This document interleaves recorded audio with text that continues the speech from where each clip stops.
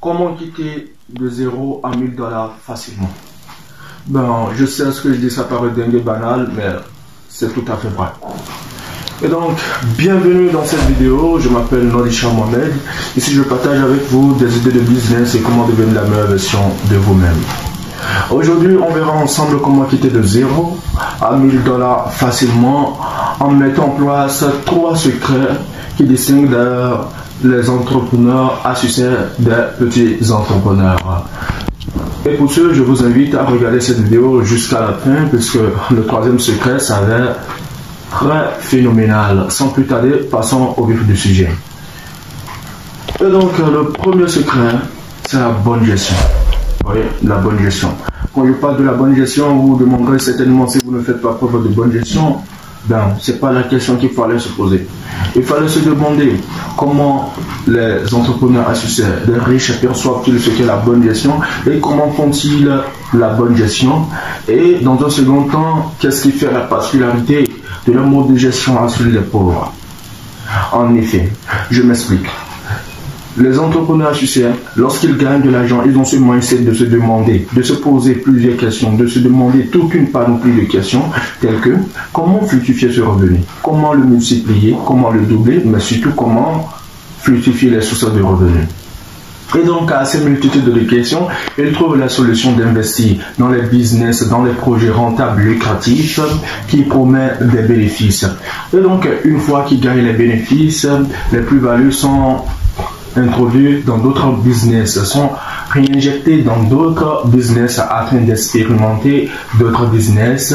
Une fois qu'ils expérimentent les business, qu'est-ce qu'on constate? Ils développent, ce faisant, d'autres sources de revenus. Facilement, en faisant cela, ils créent plusieurs sources de revenus et avec ça, c'est très facile d'atteindre la barre des 1000 $ et comme ça aussi, c'est la liberté financière.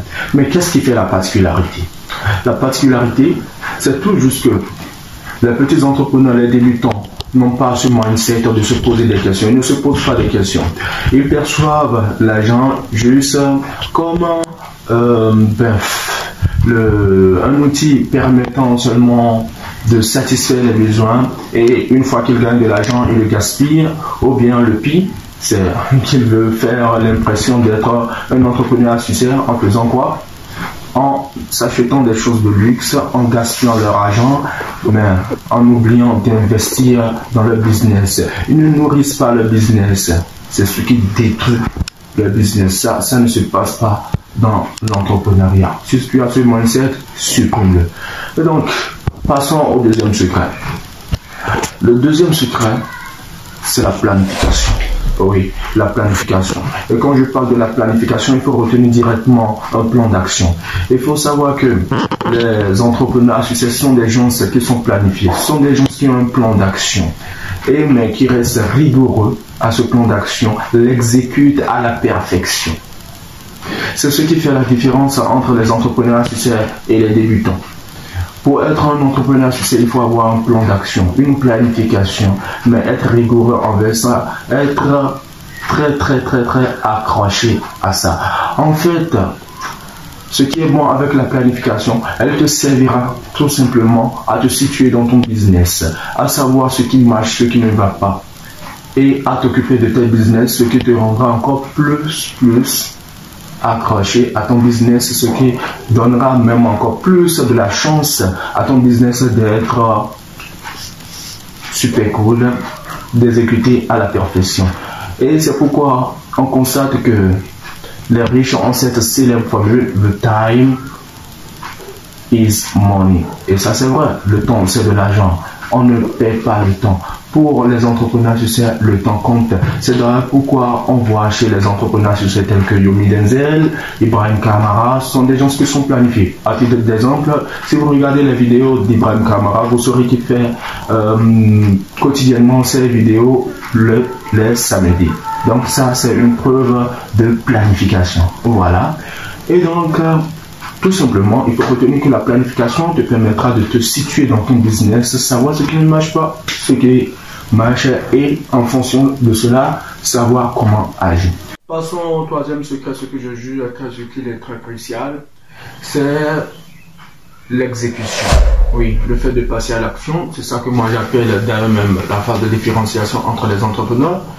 Parce que de l'autre côté, on a des entrepreneurs qui ont seulement des idées, mais qui ne concrétisent jamais leurs idées. Il y a d'autres qui sont des entrepreneurs qui ont des idées, mais qui passent toujours à l'action, essaient de voir ce que ça va donner. Donc, il est très important de passer à l'action. Les idées que vous avez, les idées de business que vous avez, essayez-les. N'ayez plus peur. N'ayez plus peur de l'échec, car l'échec fait partie du processus. Donc, il faut avoir le courage de passer à l'action. Et c'est comme ça que vous pouvez essayer même plusieurs business, sans lesquels ça ne peut pas marcher. Donc, il faut avoir le courage de passer à l'action. Et donc, c'est tout pour cette vidéo. On a parlé des 3 secrets pour pouvoir atteindre les $1000, la liberté financière, tels que la bonne gestion, la planification et l'exécution. J'espère que cette vidéo vous aura plu. Si c'est le cas, n'hésitez pas à vous abonner, à liker cette vidéo et à cliquer sur la cloche de notification pour ne rater aucune de mes prochaines vidéos. C'était Nonishah Mohamed. Peace out.